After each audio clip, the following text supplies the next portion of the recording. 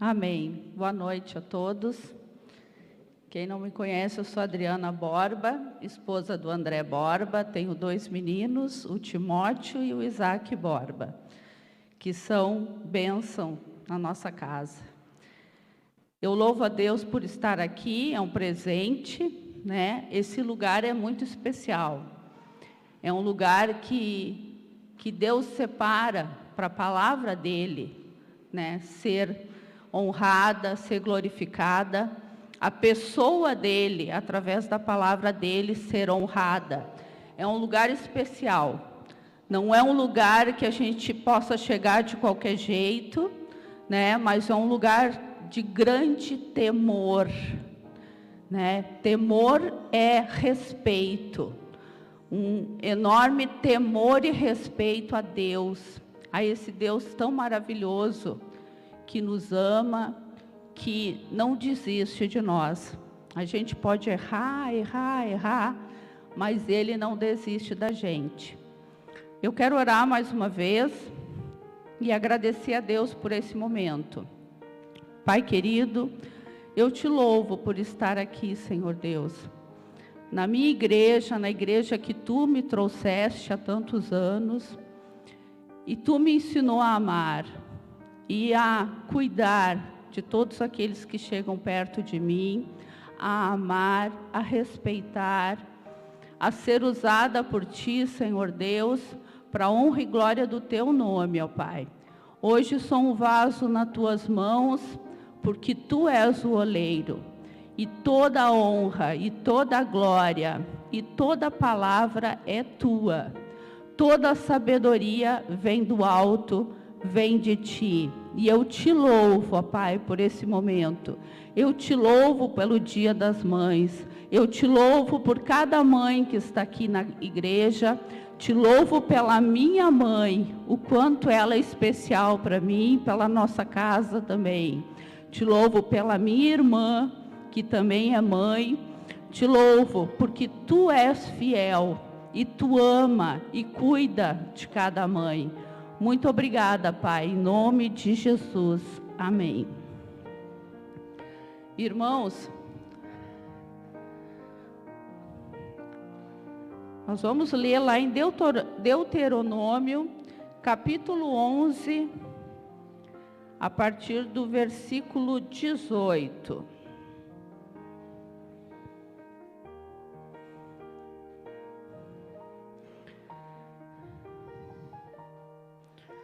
Só dando uma breve explicação, esse capítulo 11, ele começou quando Deus falou, né, para o povo de Israel, porque o que estava acontecendo naquela época? Os pais, eles viveram os milagres do Egito, eles saíram do Egito, eles passaram a terra seca, né, no Mar Vermelho, quando o mar se abriu, né, as águas que eram amargas se tornaram doces, e cada experiência que foram passando, esses pais foram vivendo. Quando a terra se abriu e os israelitas caíram dentro dela e morreram por desobediência, tudo isso eram experiências dos pais. E nesse capítulo 18, o que Deus quer? Deus está querendo ensinar para que esses homens e essas mulheres que viveram essas experiências pudessem passar para os seus filhos. Pudessem ensinar esses filhos o que eles passaram. Pudessem passar um legado para esses filhos. Por quê? Porque Deus, Ele é um Deus de gerações. Nós falamos que Ele é o Deus de Abraão, de Isaac e Jacó. São gerações. Abraão era pai de Isaac, Isaac pai de Jacó. Ele é um Deus de gerações. Ele se preocupa com a continuidade da sua palavra, com a continuidade do crescimento, do relacionamento de cada um de nós, das nossas famílias com Ele. E lá no versículo, quando começa o versículo 18, Eu vou ler na versão, na NVT, que eu achei muito especial essa versão. Ele fala assim: gravem estas minhas palavras no coração e na mente. Amarrem-nas às mãos e prendam-nas à testa como lembrança.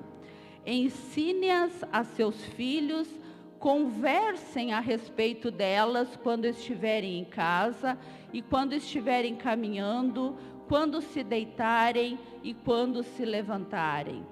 Escreva-nas nos batentes das portas de suas casas e em seus portões, para que enquanto o céu permanecer acima da terra, vocês e seus filhos prosperem nesse chão que o Senhor jurou dar a seus antepassados. Obedeçam cuidadosamente a todos os mandamentos que lhes dou. Amem o Senhor seu Deus, andando em seus caminhos e apegando-se firmemente a Ele. Amém? Aqui Deus, ele explica com detalhes como eles deveriam fazer. Porque cada experiência que eles viveram não deveria ser esquecida. Não poderia morrer com eles. Aqueles pais e aquelas mães teriam que ensinar os seus filhos como eles foram libertos da escravidão do Egito e foram levados, né, a caminho da terra prometida.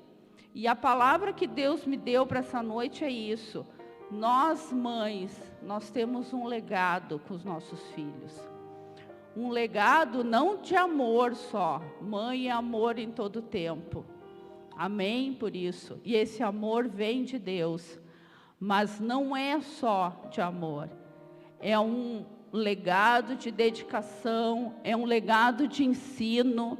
E não é só ensinar a caminhar, ensinar a falar, ensinar a comer, ensinar aquilo que é certo e errado. Mas como ensinar o que é certo e errado sem uma base verdadeira? É ensinar a palavra de Deus. É gravar essas palavras no coração e na mente. Né? Aquilo que a gente fala lá em Romanos 12, renovar, transformar a mente pela renovação, pela transformação, não aceitar a situação que se está, mas deixar que o Espírito Santo faça essa renovação. Amarrar nas mãos e prender a testa como lembrança. Não esquecer disso nunca, né? Colar na geladeira, colocar no seu dia a dia esses ensinamentos. Algumas sextas-feiras passadas a gente fez a live da mesa. Aproveitar a mesa. A mesa é mesa de relacionamento, de intimidade com a família. É quando a mãe diz para o filho: usa o garfo direitinho, não come com as mãos. Usa a faca para cortar o alimento. Né? É quando a gente ensina: come devagar, mastiga de boca fechada, não fala com a boca cheia. Esse é o dia a dia. Limpa, usa o guardanapo para limpar a boquinha. E assim vai esses ensinamentos. Mas também usando: o Deus que te fez no meu ventre te ama. Tu foi escolhido para estar nessa família. Tu é amado. Tu é o filho, herdeiro da promessa. E assim ensinar a palavra. O Senhor Jesus veio por amor a ti. E esse no dia a dia, uma coisa suave, sem aquela coisa de colocar dentro da cabeça do filho: não, porque você tem que crer. Não. É nós mostrar com o nosso testemunho, quando a gente lê a Bíblia, quando a gente ora, é ensinar esse legado. É tão triste uma família sem um legado. Nós temos exemplos na Bíblia, muitos exemplos que não devem ser seguidos, né? Mas nós temos um exemplo que Deus nos coloca claramente aqui, que todas essas palavras sejam ensinadas. Em Provérbios 22, 6 diz: ensina a criança no caminho que ela deve andar, e até quando for velho, ele não se desviará dele. São palavras que o Senhor vai dizendo, ensinando a palavra do Senhor. Salmo 119 fala: lâmpada para os teus pés é a minha palavra, né? E luz para o teu caminho. E essa mãe vai lendo a palavra, vai conversando, vai ensinando no seu dia a dia e vai transferindo esse legado de fé e de confiança. O filho precisa estudar para a prova, e lá vai ela, ajuda no que precisa, ora com o filho e diz: filho, o Espírito Santo vai te fazer lembrar aquilo que tu estudou, porque a palavra diz isso. Que o Espírito Santo, que é o nosso Consolador, nos fará lembrar a palavra. E Ele fará lembrar os ensinamentos, sejam eles dentro da casa, sejam os ensinamentos por uma prova. Ele é fiel. Essa troca de valores e de ensino acontece com milhares de estímulos diariamente. Os estímulos podem ser externos, que são visuais, auditivos e táteis, né? São os sentidos. A gente fala através de livros, a gente compra livros, né? Livros cristãos para cada faixa etária deles. A gente incentiva a ver filmes que sejam cristãos, filmes que muitas vezes não são cristãos, mas que ensinam coisas boas. E também canções. A gente ensina as canções que são vida, canções que louvam o nosso Deus. E a gente vai estimulando esse legado. Através de estímulos internos, que envolvem pensamentos e reações emocionais. E precisamos estar atentas a esse tipo de ensinamento, pois a troca de bastão não acontece de forma sistemática, mas sim como uma transferência de coração. Esses estímulos internos é conhecendo o filho, sabendo como é que o filho é, como ele é sensível ou ele é mais racional, se ele é mais emotivo. E nessa forma nós vamos trazendo esse relacionamento com a mãe, para que esse filho, a gente possa ajudar ele emocionalmente a crescer, emocionalmente firme, emocionalmente forte, né? E não dependendo de coisas ruins para que ele possa viver. Um legado transferido não acontece somente na igreja ou escola, mas começa no dia a dia com os pais. Esse legado a gente não pode cobrar dos nossos líderes. Não dá para chegar lá para o Vini, para Jaque e dizer assim, ó, Vini, dá um jeito no Isaac. Não. Essa tarefa é minha e do André. Tem que ser feito diariamente. Não são as escolas. Nós vemos grandes problemas nas escolas hoje em dia, porque os pais, eles não foram ou contra a religião dos próprios pais, e aí eles tiveram os filhos deles e não ensinam uma fé, não ensinam nem a fé que receberam dos pais, e não resolvem nem procurar uma fé deles mesmos para levar para os filhos. E aí nós vemos, irmãos, meninos desrespeitando meninas. É isso que eu vejo hoje na escola do Isaac. É hoje que o nosso grupo de mães enfrenta. Meninos no 6º ano que não respeitam as meninas, que muitas vezes batem nas meninas, e aí tu vê o estilo da mãe quando vai lá no colégio, o modo que ela trata o filho. Não existe fé, não existe Deus.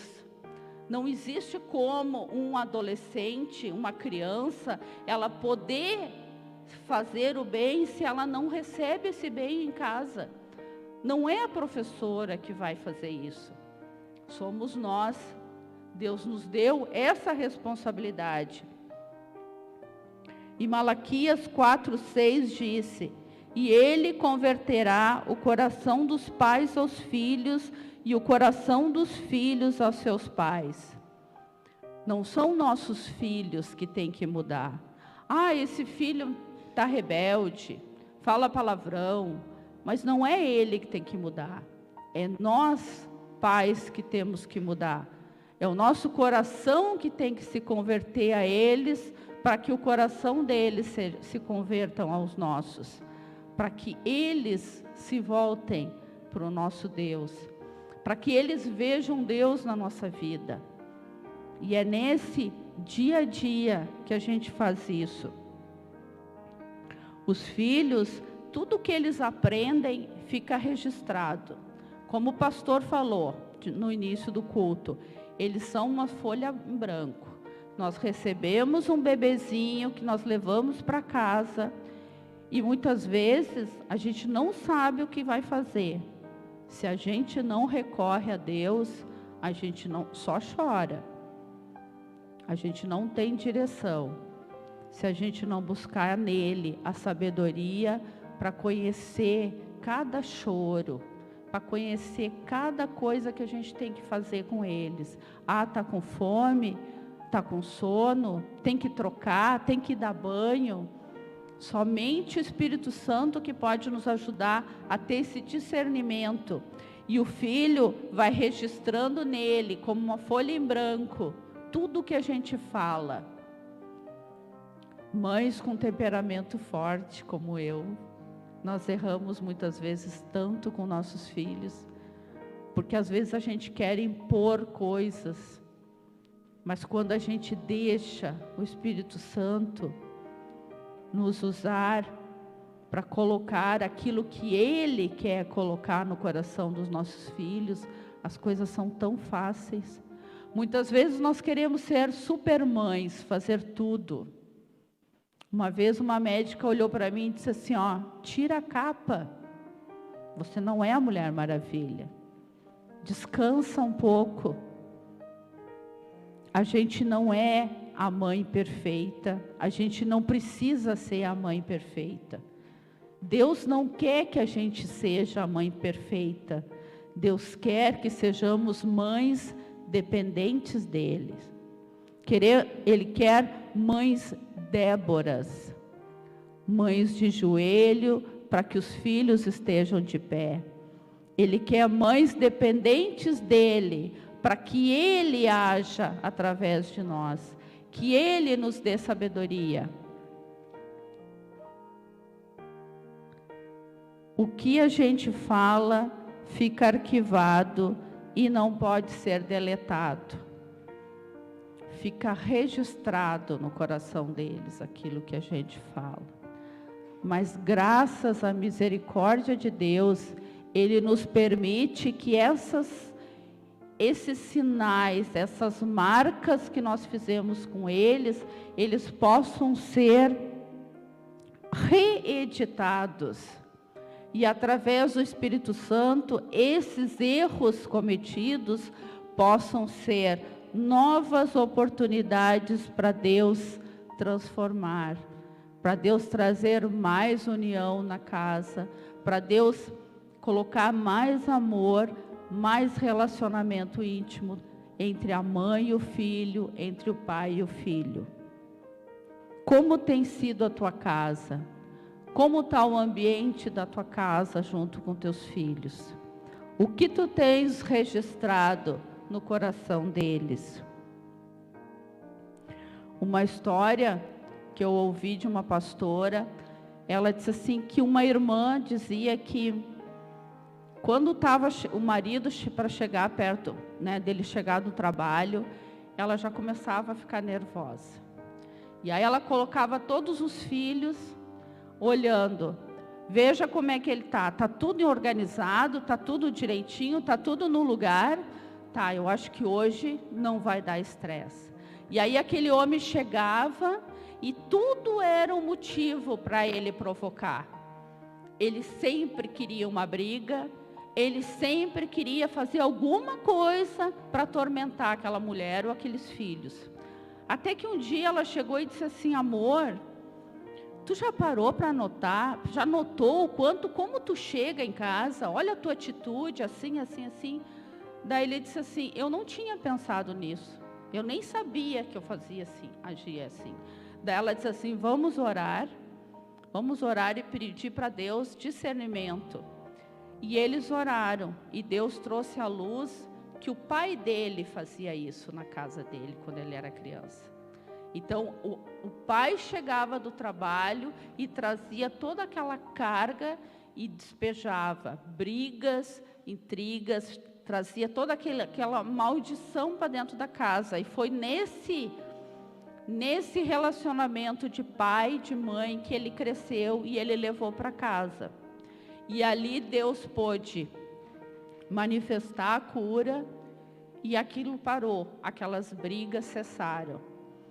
E é isso o importante, muitas vezes, irmãos, nós passamos repetindo por coisas que ferem nossos filhos. O ano passado eu participei de um retiro de mulheres, Deus falou muito ao meu coração. E eu cheguei em casa e olhei para o Timóteo e fui lá e ele estava lavando louça. E eu disse assim, meu filho, eu te peço perdão. Ele, capaz, mãe, o que é isso? Eu te peço perdão, porque lá no retiro, Deus falou comigo coisas que eu não lembrava, que eu não te pedi perdão e eu preciso pedir perdão. Aí ele disse assim, mãe, não precisa. Daí eu digo, mas eu preciso. Então tá, mãezinha, tá bom. Daí ele me abraçou e me beijou. E a gente chorou junto, e foi um momento muito importante. Porque às vezes a mãe, no desejo de ajudar, na preocupação excessiva, muitas vezes nós deixamos marcas ruins nos nossos filhos. Mas a maternidade, ela não tem como andar sozinha. Ela precisa da paternidade. E aí eu queria convidar o meu esposo amado para me ajudar nessa. Porque mãe, para falar sobre pai, não resolve. Tem que ser de pai para pai. Amém, pais? Glória a Deus. Não dá para andar separado. Às vezes, por força de algumas questões, a mãe muitas vezes faz o trabalho de pai e o pai faz o trabalho de mãe. Mas aqui nós não estamos falando de pessoas em si, estamos falando de paternidade e maternidade. São necessidades dos filhos, sejam os filhos pequenos ou sejam os filhos grandes, casados com filhos. Estou vendo as cabecinhas brancas aí, né? Barbrinhas brancas e tudo mais, né? Mas sempre serão pais e sempre serão mães. Muitas vezes os filhos vêm pedir conselhos e chegam e pedem conselho. Pai, me ajuda assim. Mãe, minha esposa está assim. E assim acontece. Os conselhos também são em idade um pouco mais avançada, né? E a paternidade, ela dá direção. Porque a paternidade, ela determina, no sentido até mesmo do nome. No povo de Israel era assim, no povo de Israel o pai dava o nome para o filho, significando alguma coisa. Como Emanuel, Deus conosco, enfim. O pai dava esse legado, o legado do nome. O pai dava a direção, ele dizia, vai por aqui ou vai por ali. Quando o filho crescia, ele não tinha problemas na questão de direção. Ele sabia para onde ir, porque o pai dele tinha falado. E assim eu digo para os pais aqui, e as mães também, que muitas vezes são pais, dê direção para os filhos. Sejam eles pequenos, ou sejam eles grandes, sejam eles casados, dê direção, ajude. Vá lá, nós precisamos fazer isso para que as famílias sejam sadias cada vez mais. E nós possamos ter famílias que transformem o mundo. Porque as famílias precisam transformar o mundo ao redor. E os filhos precisam ser filhos bem resolvidos. Hoje existe muito questionamento.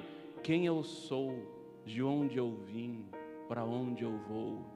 Mas não é bem assim. Tem uma coisa que, né, não tem nada a ver, né? Diz que na porta do inferno vai ter uma placa escrita assim, não tem nada a ver, e piscando, não tem, porque as pessoas, não sei, Deus é o caminho, a verdade, a vida. Não tem nada a ver, né? A gente tem que fazer isso. Então o pai dá a direção, a paternidade dá a direção. Outra coisa que a paternidade dá é limite.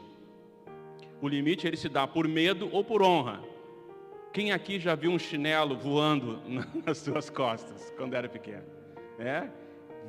Vai lá, diz que o chinelo de mãe nunca errava, né? Eu sempre acertava.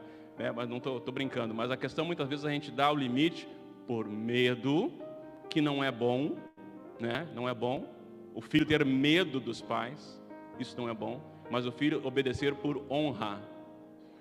Eu faço isso por honra. Meu pai dizia, minha mãe dizia que era assim, e eu vou honrá-lo dessa forma. A gente aprende os limites por honra. Nenhuma criança, nem a gente, quando adulto, gosta de ouvir não, né? A gente pede uma coisa para o outro, não vai rolar. Não é bom. Não é bom ouvir não. Mas, muitas vezes é preciso, não vai acontecer. Muitas vezes Deus fala não para a gente. E a gente fica esperneando que nem criança braba. Né? Deus fala não. E isso é importante, nós temos a intenção, que a paternidade dá o limite. E a última coisa que a paternidade dá nesse estudo é proteção. A paternidade dá o sentido de proteção. Eu sei quem é meu pai. Você sabe quem é teu pai? Aquele que te protege dia após dia.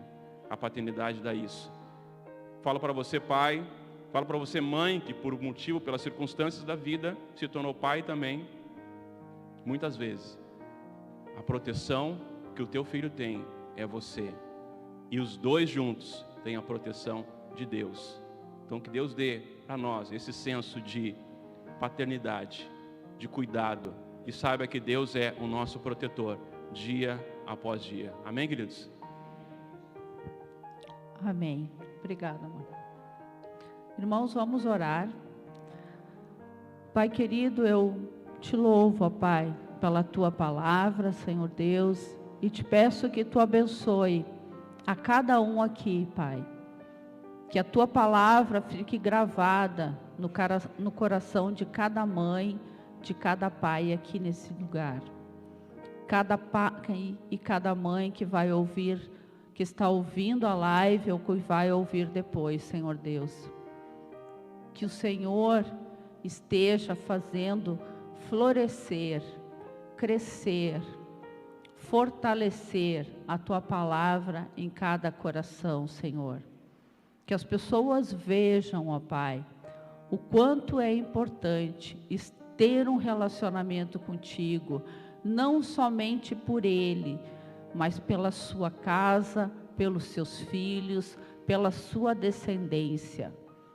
Depois vem os netos, bisnetos, e esse legado tem que perdurar, dar continuidade mesmo quando a gente não estiver aqui, Pai.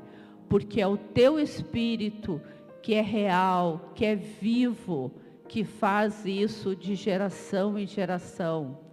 Abraão não está mais aqui, nem Isaque e nem Jacó, mas o teu Espírito Santo está aqui. E ele nos faz lembrar deles, e ele nos faz lembrar da tua palavra. Que a tua palavra seja cada vez mais frutificada nas nossas mentes, no nosso coração, e que nós possamos estar cada vez mais íntimos com o Senhor, não com religião, mas com Deus o Pai, em nome de Jesus.